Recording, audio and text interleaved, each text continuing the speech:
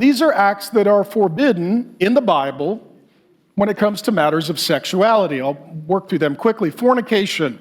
This is sex before marriage. For all of you who are single, this is you. This is dating, relating, and fornicating. This is called Old Town. Old Town is the Greek word for fornication. It's the world that we live in. Hey, you knew this was going to happen. Don't get so sour so quick. We've only got a few hours together, and make the most of it. Now, fornication is what I was doing with Grace when we started dating. I was fornicating. I was sleeping with someone I was not married to. Okay, it's a sin. And if you're here and you're dating, and you're sleeping together and or you're living together, you're fornicating. So what we're going to do, we're just going to give you a minute to break up, and then I'll look at the next one. Oh, seriously, you got a minute. This doesn't take long. All right, now that we got that cleaned up. Number 2 is adultery. Adultery is where you're married, but you're sleeping with someone else. True or false, that's a problem. It's a problem, okay? God forbids it. Well, what if we have an open marriage, and what if we agree, and what if we're swingers? You're still adulterers. You're just adulterers that are co-conspirators.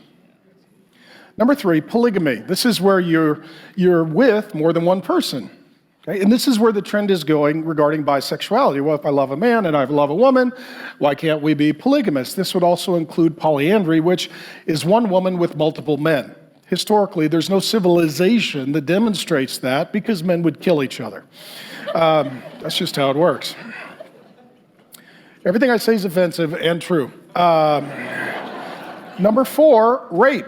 Okay, and rape is forcibly imposing yourself upon another human being. It's an act of aggression. It's an act of oppression. Rape. Incest. This is with a close family member. This is with a close family member. This is growing in prevalence. Even whole genres of pornography are now promoting this. Homosexuality, which we will deal with in detail in just a moment. That's 2 people who are of the same sex and should be of the same gender. This includes bestiality, human being and an animal life having some sort of sexual connection or contact is forbidden according to the Bible.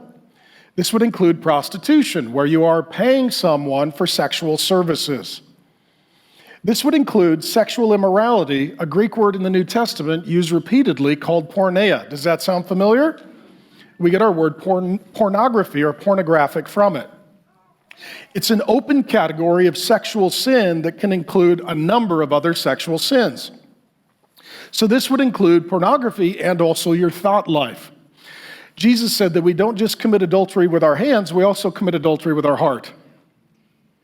Okay?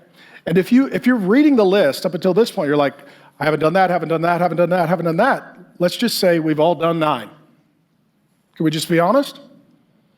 This is where Job 31:1, he says, I made a covenant with my eyes not to look upon people lustfully. Looking with your eyes lustfully, that constitutes porneia. It may not be necessarily even what you do with your hands. It's what you do with your eyes and what you do with your heart.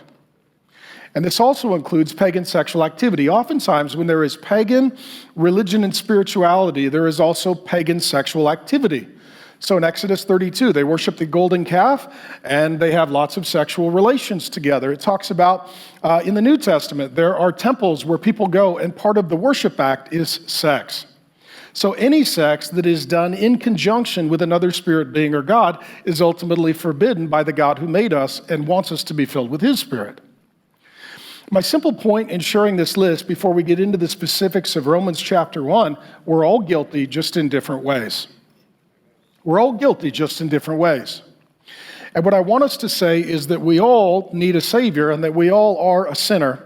And as we look at particular sexual acts and misconduct and disobedience and rebellion, I want us not to use the Bible first and foremost as binoculars to see what all the other people have done wrong, but first as a mirror to consider what we have done wrong.